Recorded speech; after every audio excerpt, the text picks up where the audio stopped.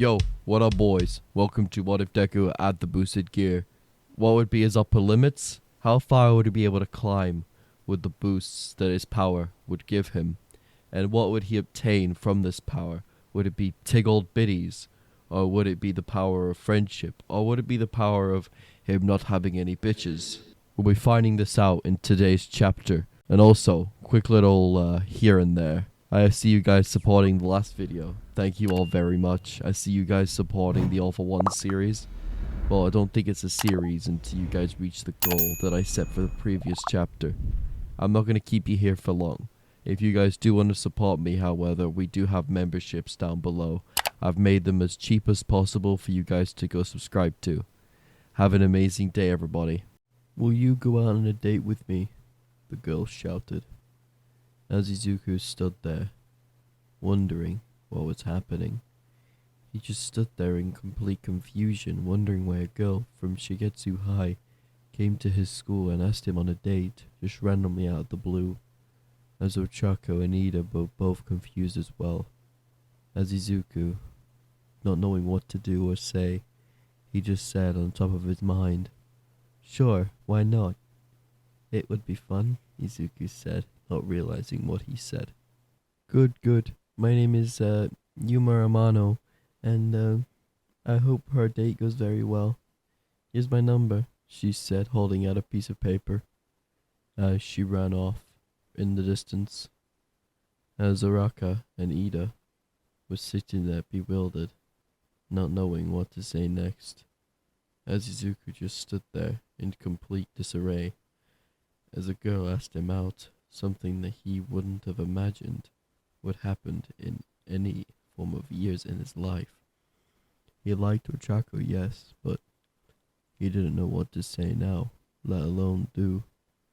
As Izuku went home that day, told his mother about everything that would happen, everything would go normally, until Sunday, where Izuku's date would take place, as this would be the turning point for the rest of his life. As Izuku would arrive to his date about half an hour early, like any other person would do. Izuku would sit down and wait for Hyuma to arrive. 20 minutes later, she arrived, in a sundress with her hair tied up in a black bobby pin. As Izuku stood there bewildered at her beauty, the beautiful eyes, hair, and body. No, don't think about that, Izuku, he said, slapping his face, as the only thing he could do was look at her beauty and her complexion. It was something he's never seen before in his life, but the only person he could really compare this to was Yamamo, but Yamamo never had a body like that. As Izuku and Yuma's date carried on throughout the day, they both did arcade machines, and Izuku took her to a movie, something that she generally did enjoy for a while, until it arrived, the final bit of their date, where Izuku will figure out if they would go for another one, or continue this adventure into their love life. "So, Izuku, did you enjoy the date?" she said, as she twisted her arms around. As Izuku would nod his head frankly, nodding his head again and again, in like the Japanese normally do. Well, that sounds a bit racist, but you get what I mean. As Izuku would bow at her. "Thank you for the date," Izuku said. "No need to thank me, Izuku. Thank you. You gave me the most beautifulest date I could possibly ask for, and you also gave me this beautiful gift too," she said, flashing the bracelet that Izuku bought for her, as his heart fluttered. "But there is one thing I need you to do for me." "What is that, Yuma?" "Would you die for me?" she said, as her wings popped out of her back, per se. As the only thing Izuku did at that time was confusion. "What the hell is that? Is this your quirk?" Izuku said. "No, I'm a fallen angel," Yuma said, death-paneled at what Izuku just said. "You think this is a quirk?" "I'm a fallen angel of legend. I'm the thing of the Bible, fallen from grace." "That must not be very good then," Izuku said, as he got into a fighting stance. You really think you're able to actually beat me, human? She said, laughing maniacally. I don't know. Can you beat me, Yuma? Izuku said, as his demeanor changed from innocent and pure to battle-hungry and ready to fight. As Izuku charged up one for all to 35%, as Yuma threw her light spear to Izuku's head, missing due to Izuku's experience in fighting. Stand still, you piece of shit, Yuma said, as she threw another spear, this one just grazing the skin of Izuku. Got you this time, boy, she said, throwing the final light spear. But this one missed, as Izuku smashed his hand into her stomach, sending her flying back. But he didn't stop there. Izuku pivoted off his feet, launched himself into a rocket, landing himself plain foot into her skull, knocking her clean out until another pair of wings flew down from the earth. What the hell, Yuma? I thought I told you to finish this one off, he said. I knew you needed help with these humans. I didn't realize you would be this weak, Donaseek said. Who the hell are you? Izuku said, getting ready to fight once more. I'm Donaseek. Some human like you able to beat a fallen angel. That's not good. So you must be All Might's, well, that quirk's successor. How do you know about One for All? Izuku said. Who wouldn't know about One for All? It's the thing that defies death and steals souls inside of the quirk itself. Who else would know about it? Oh wait, most you humans don't. The only thing you know is the quirk. After, well, All for One and Shigaraki's fight, when All for One finally shivered and disappeared off the face of the earth. You must not be aware of how that power works, do you? The vestige world, as you would call it, is between heaven and hell. It's basically an infinite route to the fucking, well, eternal death damnation. In other terms, the souls are trapped inside of that quirk, as you would call it, is technically inside of an infinite purgatory, only accessible to Hades. You, humans, as you would call it, access the vestige world, as you would call this one, is only accessible to Hades, which you broke through, and he isn't that fucking happy. So surrender and die, or we'll kill you myself, he said, as he threw his life spear as Izuku was knocked off his feet as he was impaled. As Izuku, flickering from life and death, went back to thinking, the vestige world, it's... Don't die, Nana shouted, as the vestiges tried to reach into Izuku to try and keep him alive as long as possible. As Izuku flashed of red and black and green, as the electricity throughout his body could barely keep him afloat when keeping his heart beating, as the voice inside of Izuku came anew. Huh, kid, you really need to understand how to fucking survive and activate me, a quiet voice said as Izuku collapsed. 2 days later, Izuku woke up in Yue's infirmary, a white board above his head, not knowing exactly where he was a second, but he understood finally where he was, being here for almost every single day throughout his 2 years of UA currently. He wouldn't be surprised if he recognized even the single dint of wall that he would normally see every single day. As Izuku shook the rest of his body off the bed, as he walked over to, well, Recovery Girl's desk to see her surprised and eyes agape. Izuku, go sit back down now, Recovery Girl said, rushing to his side, trying to grab him by his arm. As Izuku snatched his arm back. What do you mean, Recovery Girl, sorry. What do you mean, he said. You got impaled. Sit down now, she said abruptly. Okay, why do you want me to sit down? Izuku said, worried. You got impaled, Izuku. We were just able to get you here in time, but when we found, well, we, I don't know how to explain this. Your wound started healing, she said. What do you mean a wound started healing? Izuku said, confused. I don't get what you mean, Izuku said as he sat down. Izuku, you need to relax your body. If you don't relax, your wound might split back open, she said, worried for his life, of course.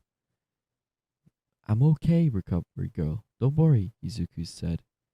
I may have been impaled as you said, but I'm perfectly okay. You don't have to worry. As Izuku raised his left arm to realize that wasn't his left arm, that was a red gauntlet on it. Some red scales and a gem in the middle. As Izuku shook his arm to think it was fake, but it was 100% real. As he started to shake his arm more brightly, as he used One for All and tried to bat it off, but to no avail. As Izuku was worried that his power, well, One for All manifested in a different way this time, but it wasn't One for All, because there was a voice coming from it that Izuku did not realize what this was. Mr. Midoriya, can you please stop batting me around like some form of fucking toy? The dragon said inside of his arm. As Izuku started shaking it more, as Drake, the dragon of domination, started screaming, "Stop shaking me!" He screamed once more. As Izuku stopped and calmed down to realize this thing was more attached to him than what he realized, because when he spoke again, Nana's voice came out of the gem. Izuku, please calm down, honey. We don't want you to be worried, alright? I'm here, okay? She said. Grandmother, but what is this? This is, well, the Welsh Dragon Emperor, D-Drake. He's apparently been with you since you were born. So he's not a quirk, he is, well, it's hard to explain what he is. What we've gathered from him when we first bonded with you, we first saw he was probably a thing attached to you, or some form of leech or parasite. But he was in your soul the same way we were, but he was differently bonded to your soul. He was there from birth. It was your birthright to wield him, but he was weirdly bonded, badly to your soul bonded, never get off your soul, and if he does, you die bonded, she said, making Izuku's last brain cell fry from his brain. So, Midoriya, the dragon said inside of Izuku's arm, we need to get you on the training path. I sense my other part, or my other brother, has awakened. We need to get you on the track to the balance breaker as soon as possible, to get you to fight one another, and to see who is the victor inside of this fight. As Izuku would be shocked to know that he had to fight another villain, or his other half, to see who would win in the fight. As Izuku got up, and his recovery girl would be, well, body shooken, of course, but she know Izuku, and that D-Drake thing in his arm explained before Izuku woke up that Izuku is no longer human, and the human standards. All Might rushed in, but Izuku was gone. Recovery girl, where is Izuku? All Might said. You just missed him. He went that way, Recovery girl said. But before you meet him, Toshi, you have to be mindful what happened to him. What's up? He said. His arm. Well, he's no longer human, per se, Recovery girl said. Why is he no longer human? All Might said. Well, he gave up half of his humanity to be sure D-Drake had a chance of reviving him, Recovery girl said, as we flash forward to Izuku's path. So, to boost my power, you have to transfer your power into my arm, transfer my body, and then it just evaporates into this little particle which boosts my power, right? Izuku said. Yes, that is correct, young Midoriya, the 6 user said. So let's try it then. Boost, boost, boost, boost. As the boost sounded from the gauntlet a little bit more times, until Izuku felt lighter and lighter and lighter each 10 seconds that passed. He got to the first 10 boosts, and Nana told Izuku to throw one of his 100% Fudo smashes with Fajin and Top Gear enabled. As Izuku, with the power of 45% and Fajin and no Top Gear, well, I should power scale this beforehand, of course. In base form, this could level a city, a small island, or a large island as you may. Tokyo is quite a big place, if I'm being honest. As Izuku cocked back his arm at the sea, as he threw his mighty smash with 10 times the original force.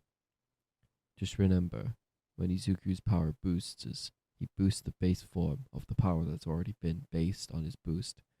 It's hard to explain, but you get it, this goes along. As the power threw off Izuku's arm as the kinetic energy from Fajin left Izuku's left leg to carry it off from his right arm, as Izuku was shocked beyond belief what he just saw.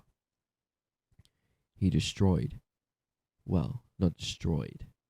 If you've ever seen when a kaiju walks through water or when, well, Godzilla shot his beam from his mouth, it's a bad comparison, but it works. And when I think it was the second kaiju movie where he shot his beam, it destroyed quite a bit of Tokyo. And the water, well, it evaporated. It didn't even stay there. The water had trouble filling in, but the water managed to fill in a giant crater inside of it, but it never filled back in the same. As Izuku was speechless on the power, he didn't understand how to explain how the power even worked now. One for All was ancient in its own ways, but this was ancient in itself. One for All was 10 times stronger, and it was just a 45% Fajin. So, he cranked it up as Nana to cut off the power of One for All for him, to not go to 100% and do it because it would be a bad idea at this time. As pro heroes at the time came rushing at the explosion that was caused, as Izuku popped his head up, as the heroes thought, it's just Izuku, everyone back off, as they all backed off. In shock, nah, it's normal at this point, they all thought, as Izuku reached his arm back out, as he pulled his arm back in. So, D-Drake, when can I activate the balance breaker? Izuku said, trying to cheat his way through. Well, since you're already about, well, half a dragon, because I replaced your heart, liver, lungs, kidneys, stomach lining, and your lungs, basically your bone structure in your chest. As Izuku was shocked to know he's half human, half something else. As Izuku wondered if he could get in any bit. Sorry, we had a technical error. I meant to say he could save more people because he could get faster. You thought I was gonna say he was gonna get some bitches, didn't you? You guys are Sims. Well, you're not far off. I would probably say you're about 17% almost finished, I would say, D-Drake said, as he reached down to grab. Well, Izuku went down and grabbed Izuku's, well, right hand, as he started petting it like some form of pet. Izuku, well, D-Drake, on the other hand, was very confused at this gesture. He didn't know what it was. So, he decided to let it happen, as he actually kind of liked it. None of his hosts, previously, ever actually petted him. They always treated him like some form of power module, or some form of thing to use in battle to get stronger.